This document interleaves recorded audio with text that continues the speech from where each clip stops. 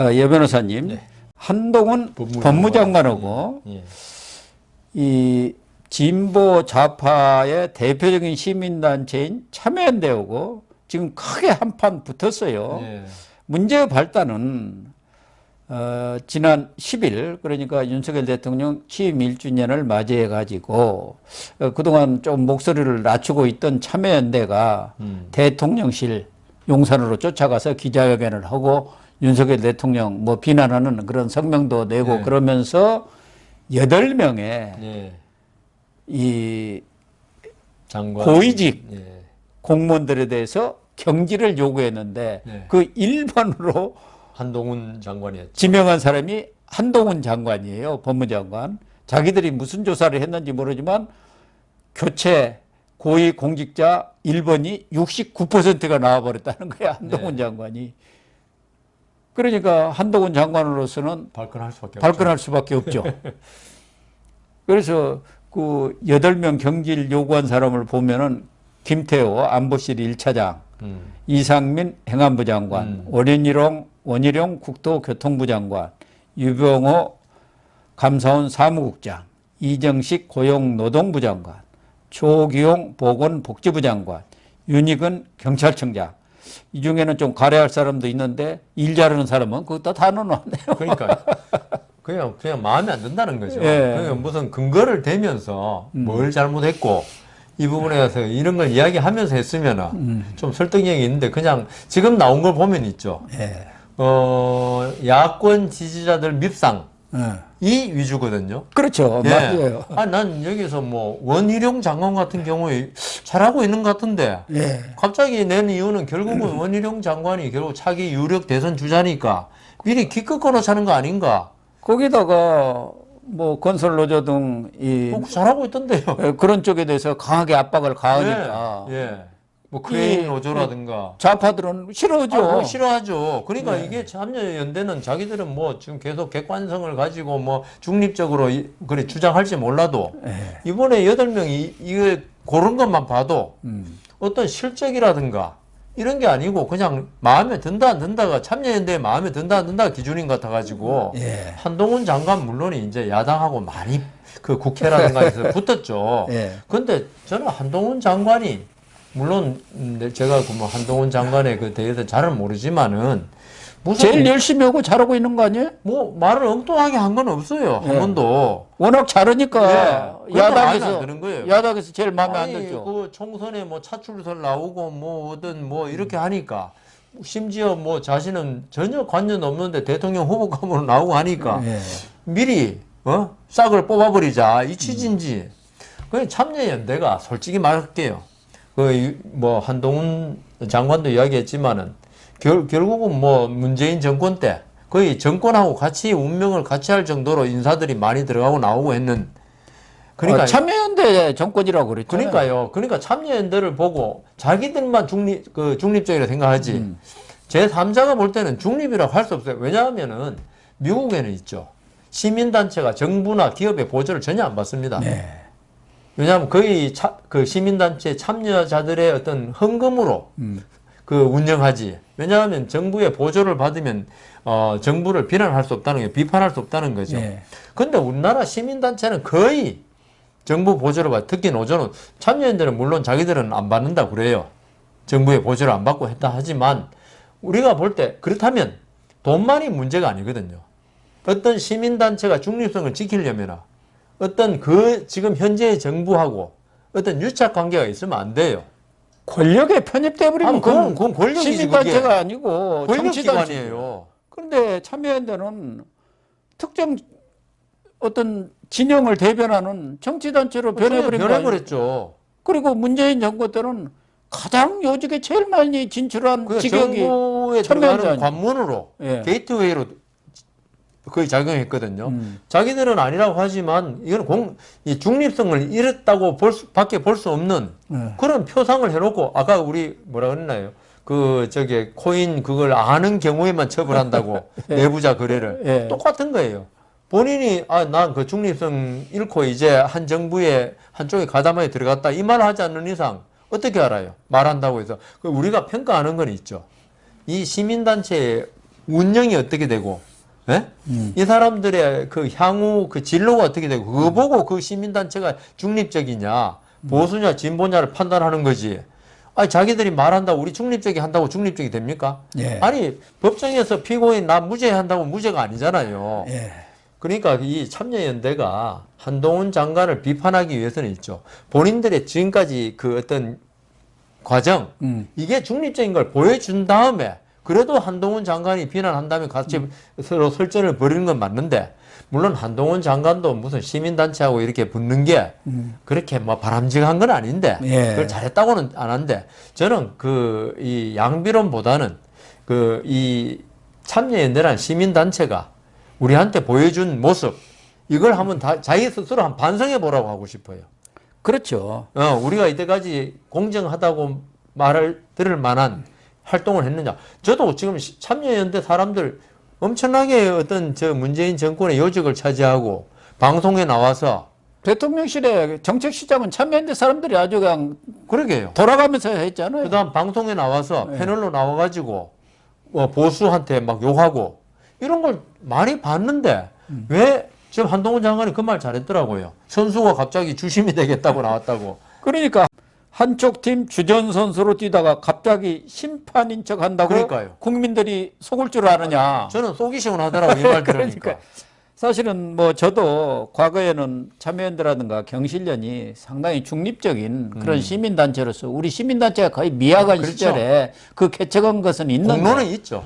그 사람들이 그게 이제 권력이 돼가지고 네. 권력하고 짝짝꿍이 돼버린 거예요. 그러니까 이 사람들이 연대가 돼버린 거예요. 기득권자가 돼버린 거예요. 예. 이게 시민단체라는 건 있죠. 어떤 정권에서 예. 자기 편 만들려고 기득권자로 만들려고 그 자리를 제공하거나 금전을 제공하잖아요. 거부해야 돼요. 예, 그랬어야. 그러니까 문재인 정권 때 참여연대가 그게 들어오라 해도 우리는 심판이다 진짜 그 공정을 유지한다면서 그걸 거부했으면 있죠. 아주 우리가 아까 고 교수님 말씀대로 공적도 인정, 그동안 공로도 인정받고 할 건데, 아니 우리는 있죠. 무슨 시민단체 말고도 변호사협회라든가 무슨 의사협회 회장 되면 나중에 전 국회의원 하더라고요. 예. 그러니까 우리가 그 어떤 그 단체 장이 되면 저 사람 정치적인 욕심이 있구나 이런 생각을 많이 했어요. 예. 근데 참여연대는 참여연대 들어가면 참 심판으로서 중요한 역할을 하겠구나 생각 안 해요.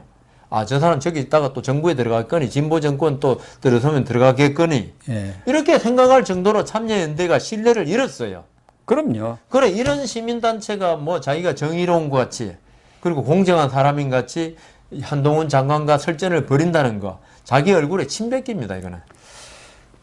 아무튼 이 참여연대까지도 쌍심지를 켜고 나서는 거 보면 이제 선거철이 다가오는 것 아닌가 그렇죠. 하는 생각이 드는데 예. 최근에는 무슨 이 패널들이라든가 이런 사람들도 모여갖고 정치 평론가 협회를 만든다고 하대요. 거기 보니까 다 정치에 뜻이 있는 사람들이더라고 내가 보니까 그거 만들어서 연락 안 왔습니까? 저는 요새 뭐 평론가 역할을 안 하니까 평론가가 아닌데요. 이제 이 종편이라든가 공중파에 출연을 안 하시니까 연락을 안 한 것 같습니다. 쫓겨난 지가 오래됐습니다. 그런데 참여연대가 뭐 좋아요. 뭐 어느 진영에 있든 어쨌든 간에 예. 나름대로 시민단체라고 표방을 하려면은 예. 현 정권 윤석열 정부에 대해서 잘못한 거 뭐 비판해도 좋고 이런 사람들은 교체하라 할 수도 좋죠. 있는데 그러면은 최근에 김남국 코인 사태, 송영길 돈봉투 사건, 그리고 노웅래 사건, 노웅래 사건, 이재명 사건, 박원순의 그렇죠 다큐멘터리, 다큐, 예. 뭐 첫 변론인가 이런 것에 대해서도 과감하게 얘기를 해요. 그럼요. 그런데 이 김남국의 코인 의혹 사건에 대해서는 뭐 한마디 하기는 한 것 같은데 이런 데 대해서는 입 딱 다물고 있으면서 느닷없이 취임 1주년에 대통령실 쫓아가가지고 8명 목 자르라 이렇게 얘기하면 이게 시민단체입니까? 이건 정치단체죠. 참여연대는 이름을 예. 진보연대라고 바꿔야 됩니다. 맞아요. 진짜 진보적인 진보라는 게 나쁜 진보 건 아니잖아요. 좌파연대. 좌파까지는 뭐 너무 좀 그건 절대로 안 넣을 것 같으니까 진보연대라고 하면 국민들이 이 참여연대라는 그 연대의 실체를 알게 될 거라고요. 많은 참여연대 그러니까 많은 시민들이 보수 진보를 가리지 않고 참여하는 그런 의미 아닙니까? 지금 네. 시민의 참여로만 이루어지는. 근데 이 사람은 정부에 참여를 해요. 진보 정권에. 그러니까 국민들이 믿을 수가 없는 거죠. 그러니까 이름을 지금이라도 참여연대라 진보연대로 바꾸면요. 나 차라리 믿어주겠어요. 박원순 전 서울시장만 하더라도 대표적인 참여연대 출신이죠. 시민단체 출신 네. 아닙니까? 네. 참여연대 뭐 네. 사무처장까지도 다 예, 하신 분이고 예, 예. 그런 분이 정치계로 다시 들어와 가지고 또 이 성범죄 예, 성범죄로. 성범죄를 저질러 가지고 극단적인 선택을 했는데 네. 그것을 미화 차장하는 하는 다큐멘터리를. 다큐를 만드는데 어떻게 참여연대가 그러면 안 된다고 한마디라도 좀 해야 할 것 아닙니까? 그리고 거기다가 저기 뭡니까? 여성 단체들. 예. 그것도 시민단체라 그러잖아요. 그, 이 더불어민주당의 많은 그 사람들이 성추문을 일으켜도 입도 뻥끗 안 해요. 예. 만일 국민의힘에서 그런 일을 하나 나왔으면 난리 났을 겁니다. 그렇습니다. 그러니까 우리나라 시민단체들이 좀 제발 좀 중립적이 되라. 아니 아까 말씀하신 대로 현 정권 비난한 거 잘못한 건 저도 지금 아까 그 인사 문제 비판하잖아요. 예. 그건 좋은데 그러려면 있죠. 자기 자신을 먼저 돌아보고 내가 과연 공정한 마음을 가지고 비판하는가 이걸 한번 생각해보고 하라고요. 그러니까 뭔 묻은 개가 뭔 묻은 게 나무란다고. 예. 아, 자기들은 정치 시민단체 하면서 이 한동훈 장관한테는 검찰 기득권을 대표하는 정치 검사다 이렇게 규정하는 게 무슨 자기는 내용이냐. 기득권자예요. 기득권자. 그러니까 한동훈 장관이 예. 아니 그런 말을 할 자격이 있느냐 하고 지금 따진 것 아닙니까? 그러니까 한동훈 장관이 아니더라도 저는 장관은 그 대상도 그 비난의 경질의 대상도 아니지만 제가 볼 때도 참여연대에 대해서는 저도 많은 케이스를 봤습니다. 저도. 예. 그런데 거기서 한동훈 장관한테 마치 공정한 장 경질 대상이니 어쩌고 하는 거. 저도 이상민 장관에 대해서는 저번에 그 이태원 사건 났을 네. 때 사태 수습하고 어떤 정치적인 자리니까 네. 물러나기 좋다고까지 이야기했었어요. 예, 예. 그렇지만 참여연대가 그러면 안 돼요. 그럼요. 그래서 한동훈 장관한테 이 민주당 의원들이 나름대로 내놓으라 하는 의원들까지 나서갖고 역공을 좀 편다고 폈는데 다 TKO패 당했어요. 참패했죠. KO패 했는데 이번에는 참여연대가 나섰다가 아주 박살이 나는 것 같습니다. 그 참여연대가 잘했으면 이렇게 박살 안 나죠. 이 그렇죠. 한동훈 장관이 아무리 똑똑하고 말을 잘한다 해도 박살이 안 나지만 한동훈 장관도 이렇게 말할 때 국민들이 납득을 하니까 예. 이런 말을 할 수 있는 거예요.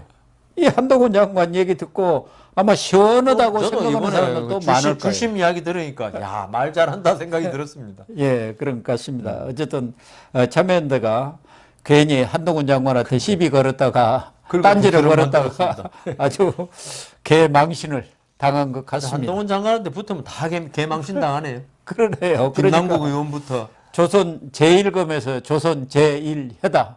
이 말은 사실은 서정욱 변호사가 그만큼 언변도 뛰어나다. 문물을 겸비했다 했는데 그걸 또 김우겸이가 갖다 또 나쁜 데다 써 붙이더라고요. 그 본래 중국의 고사에 예?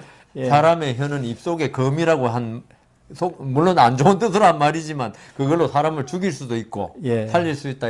말 조심하라는 취지지만 지금 서정욱 변호사 그 말 했다니까 예. 중국 고사에 하여튼 혀는 입속의 검이다. 한 말씀 드리겠습니다. 네. 시청자 여러분, 오늘 방송은 여기서 마치도록 하겠습니다. 시청해 주셔서 감사합니다.